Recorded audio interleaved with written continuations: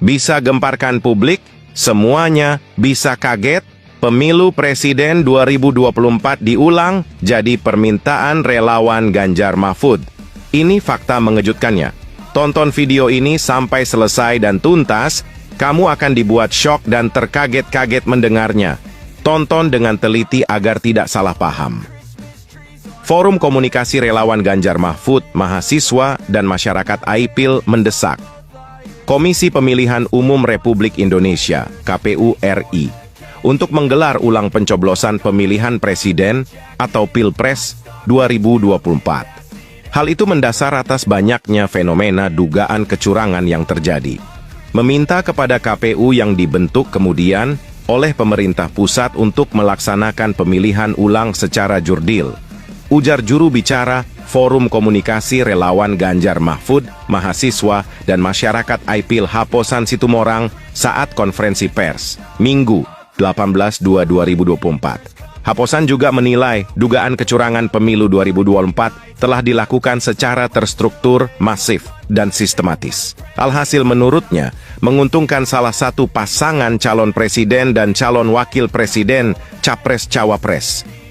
Fenomena tersebut dinilainya telah mengkhianati demokrasi dan konstitusi yang dapat mengancam dan membahayakan keutuhan negara. Atas dasar itu, ia bersama dengan puluhan relawan Ganjar Mahfud menolak hasil pemilu 2024, menolak hasil pemilihan presiden dan wakil presiden yang dilaksanakan pada 14 Februari yang diwarnai dengan kecurangan, kata Haposan. Mereka juga meminta kepada pemerintah pusat untuk mengganti komisioner KPU dan Badan Pengawas Pemilu Bawaslu saat ini. Relawan Ganjar Mahfud juga turut menyoroti selebrasi yang dilakukan oleh salah satu capres-cawapres yang diklaim telah menang berdasarkan quick count. Padahal, kata Haposan, di sisi lain KPU belum secara resmi mengumumkan hasil pencoblosan. Memprotes keras deklarasi kemenangan paslon 02 yang dilakukan secara selebrasi berdasarkan quick count, sedangkan KPU belum menetapkan pemenang Pilpres berdasarkan perolehan suara terbanyak.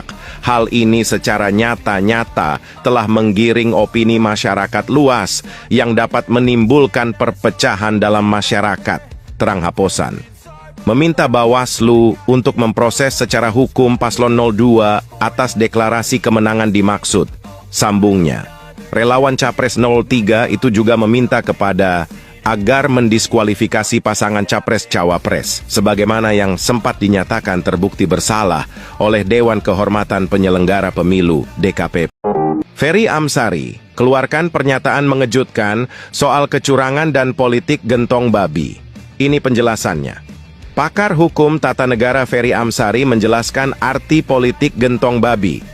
Istilah terkait kecurangan pemilu itu belakangan muncul usai Presiden Joko Widodo, Jokowi, diduga kuat menyalahgunakan wewenang dalam pemilihan umum pemilu 2024. Politik gentong babi terjadi lama sekali di Amerika Serikat dari tahun 1800-an ketika perbudakan terjadi, kata Ferry dalam konferensi pers di Kuningan, Jakarta Selatan, Sabtu 17 Februari 2024. Ferry mengatakan politik gentong babi dilakukan para penguasa waktu itu. Mereka mengawetkan daging babi untuk dilemparkan kepada para budak agar mereka berebut. Mereka berharap kebaikan tuannya karena dapat jatah makanan. Ini cara membujuk agar bisa terus bekerja sebagai budak di masa itu, ujar dia. Ferry menyebut hal yang sama terjadi di era penjajahan. Politik gentong babi dilakukan agar mereka tunduk kepada para penjajah. Konsep gentong babi diterapkan termasuk di kita. Bansos, bantuan sosial, dibagi-bagi menuju hari H, pencoblosan, jelas dia. Praktik lainnya, yakni merapel bantuan langsung tunai, BLT. Kemudian membagikan bansos beras termasuk meningkatkan gaji penyelenggara pemilu dan aparat. Politik gentong babi supaya memaklumi kecurangan dengan memberi insentif lebih dulu. Ini tidak sehat bagi demokrasi, tapi ada sebagian kalangan yang maklum, ucap dia. Loyalis Ganjar Pranowo di luar dugaan, malah tanggapi pernyataan keras Jokowi soal kecurangan Pilpres, sampai bawa-bawa MK. Presiden Jokowi menyarankan masyarakat yang tak puas dengan hasil Pilpres untuk melapor ke Bawaslu dan Mahkamah Konstitusi, MK. Dia menekankan laporan pun harus disertai bukti. Terkait pernyataan itu, salah seorang loyalis Ganjar, Islah Bahrawi, menyampaikan sikap pesimisnya terhadap saran Presiden. Menurutnya, justru pihak MK lah yang mengawali kecurangan itu dengan meloloskan Gibran jadi cawapres dengan cara yang tidak etis. Begini Mas, bagi saya semua pernyataan Anda sudah terasa hambar. Bagaimana saya bisa percaya MK jika mereka yang justeru meloloskan Gibran jadi cawapres dengan cara tidak etis? MK justeru menjadi bagian penting dari yang meloloskan Gibran pertama kali secara nepotis dan mengakali aturan tanpa beban moral, tulis Islah Bahrawi, dikutip dari akun Twitternya, Aislah Bahrawi. Bagaimana kami harus percaya Bawaslu, lembaga pengawas yang menutup mata atas banyaknya berbagai kecurangan dan mereka tidak bertindak apa-apa? Bawaslu faktanya sejauh ini sekedar menjadi juru inventaris pengaduan rakyat. Saya sudah curiga, meski masih saja berusaha tidak percaya, bahwa kelakuan amoral lembaga-lembaga negara ini sudah didesain sejak lama, termasuk juga operasi politik para aparatur negara. Saya juga curiga, jangan-jangan Anda sendiri komandan semua ini. Lalu, kami digiring oleh Anda untuk melaporkan ke semua lembaga itu. Jangan-jangan MK dan Bawaslu adalah kanal hukum yang sudah Anda persiapkan untuk mengubur semua pengaduan rakyat? The graves of grievances. Maaf Masa Jokowi, saya Islah Bahrawi. Bukan siapa-siapa, sekedar rakyat biasa. Saya sulit untuk mempercayai Anda lagi. Tutupnya, pernyataan sangat nekat dan berani Anies Baswedan soal kecurangan pemilu presiden 2024. Anies yang ditemui di FKUI Salemba mengatakan KPU harus serius menyikapi dugaan kecurangan dalam pemilu 2024. Sebab, semua laporan mengenai masalah yang terjadi di lapangan perlu ditanggapi. Salah satu indikasi demokrasi baik itu adalah pemilu yang bersih kemudian jujur. Ya, kalau ada kekurangan-kekurangan, harus ditindaklanjuti, harus dilakukan langkah-langkah untuk memastikan setiap suara rakyat itu terhitung dan semua aspirasi sesuai dikalkulasi ya, kata dia. Setelah itu, Komisi Pemilihan Umum (KPU) merespons permintaan Capres nomor urut 1 Anies Baswedan agar laporan kecurangan dalam pemilu 2024 ditangani serius. Ketua Divisi Teknis KPU RI, Idam Holik, mengatakan Bawaslu merupakan lembaga yang diberi kewenangan atributif untuk menangani dugaan pelanggaran dalam pemilu 2024. Menurut dia, hal itu diatur dalam Pasal 462 UU Nomor 7 Tahun 2017. Di dalamnya, KPU wajib menindaklanjuti putusan Bawaslu paling lama 3 hari. Selain itu, ada juga Pasal 475 Ayat 4 UU Nomor 7 Tahun 2017 tentang KPU wajib menindaklanjuti putusan Mahkamah Konstitusi. Bawaslu selaku lembaga yang diberi kewenangan atributif oleh UU Pemilu pasti akan menangani dugaan pelanggaran pelaksanaan aturan pemilu dalam pemungutan, penghitungan, dan rekapitulasi suara, kata Idam, dikutip dari Detikcom. Lebih lanjut, Idam mengatakan KPU telah menindaklanjuti putusan Bawaslu terkait dugaan pelanggaran pemilu 2024. Salah satunya melaksanakan pemungutan dan penghitungan suara ulang. Itu sebagai bukti bahwa KPU berkomitmen melaksanakan aturan teknis pemungutan dan penghitungan suara di TPS sebagaimana diatur di dalam UU Pemilu, ia menuturkan. Pengakuan jujur Ganjar usai hasil quick count menangkan Prabowo Gibran sampai ajak tim Anies begini. Calon Presiden nomor urut 3, Ganjar Pranowo mengajak partai-partai pengusung Anies Baswedan Muhaimin Iskandar, Amin, menggulirkan hak angket atau interpelasi di DPR untuk mendalami dugaan kecurangan Pilpres 2024. Ganjar mengaku telah mengusulkan wacana hak angket kepada partai pengusungnya di DPR seperti PDIP dan PPP. Namun, usulan itu harus mendapat banyak dukungan partai lain agar memenuhi syarat lebih dari 50% anggota dewan.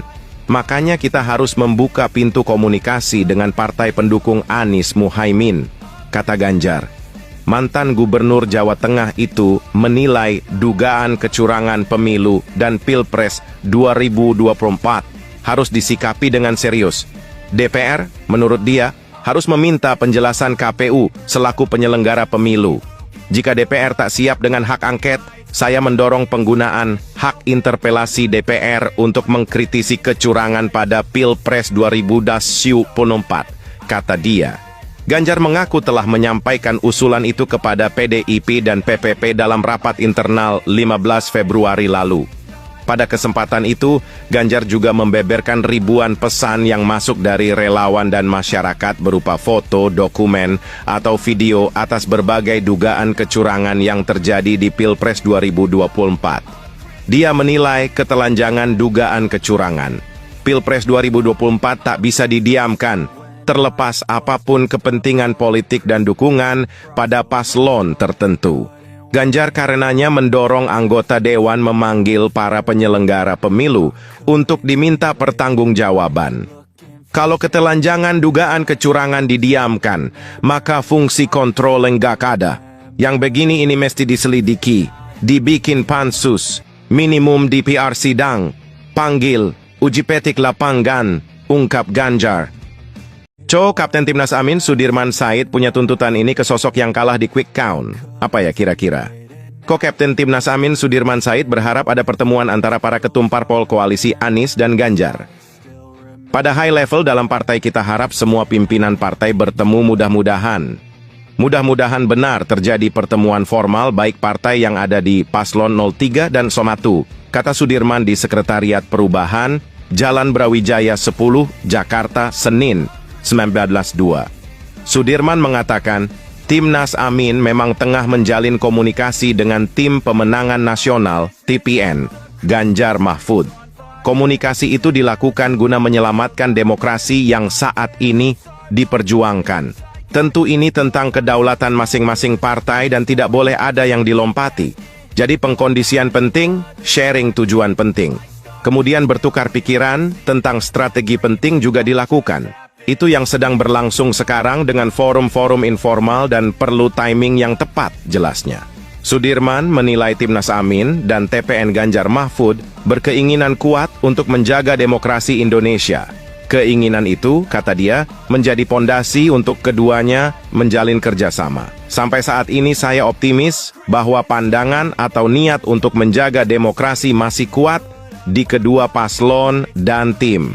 Insyaallah akan jadi pondasi kuat untuk kita jalan bersama, ucapnya.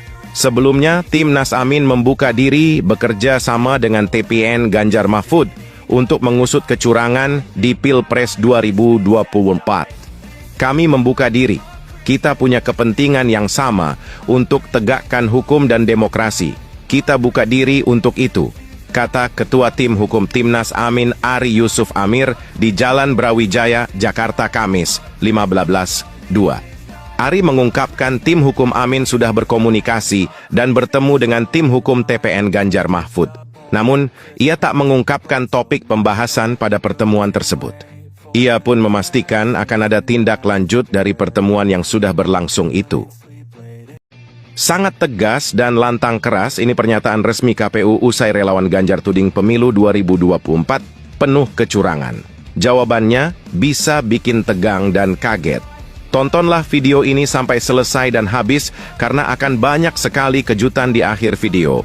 Forum komunikasi antar relawan Ganjar Mahfud mengeluarkan petisi Brawijaya yang salah satunya memprotes deklarasi kemenangan Prabowo Gibran seusai hasil hitung cepat atau quick count (EQC). Sejumlah lembaga survei muncul dan menolak hasil pemilu 2024 yang disebut diwarnai kecurangan. KPU meminta para relawan untuk menggugat ke Mahkamah Konstitusi, MK, bila dirasa nantinya hasil pemilu terdapat dugaan kecurangan. Berdasarkan pasal 473 ayat 3 UU nomor 7 tahun 2017, perselisihan penetapan perolehan suara hasil pemilu presiden dan wakil presiden ditangani oleh Mahkamah Konstitusi, kata Komisioner KPU Idam Kholik. Secara teknis, tata beracara PHPU, perselisihan hasil pemilu Pilpres diatur dalam peraturan Mahkamah Konstitusi nomor 4 tahun 2023 tata beracara dalam perkara perselisihan hasil pemilihan umum presiden dan wakil presiden. Lanjutnya, Idam menyampaikan, Indonesia merupakan negara yang menganut sistem demokrasi konstitusional, untuk itu dia mengarahkan agar tuntutan mereka digugat ke MK. Sebab negara Indonesia adalah negara yang menganut demokrasi konstitusional. UUD 1945 telah menormakan hal tersebut di dalam pasal 24C ayat 1 yang berbunyi, Mahkamah Konstitusi berwenang mengadili pada tingkat pertama dan terakhir yang putusannya bersifat final untuk menguji undang-undang terhadap undang-undang dasar, memutus sengketa kewenangan lembaga negara yang kewenangannya diberikan oleh undang-undang dasar, memutus pembubaran partai politik, dan memutus perselisihan tentang hasil pemilihan umum, imbuhnya. Saya kira ada banyak kejanggalan yang tadi saya sudah mengungkapkan, ada 2 kejanggalan yang menurut kami kok bisa-bisanya terjadi di sebuah sistem online milik negara, di sebuah event yang begitu penting buat arah negara ini ke depan, yang sebetulnya sudah lama sekali diantisipasi oleh perusahaan-perusahaan swasta, bahkan perusahaan-perusahaan di level startup yang relatif kecil gitu. Kenapa? Oh, percaya nggak suara saya segitu? Iya. Percaya nggak? Percaya. Pak Mahfud. Sehingga kalau ada kekurangan-kekurangan harus ditindaklanjuti, harus dilakukan langkah-langkah untuk memastikan bahwa setiap suara rakyat itu terhitung dan semua aspirasi sesuai pada tabungan.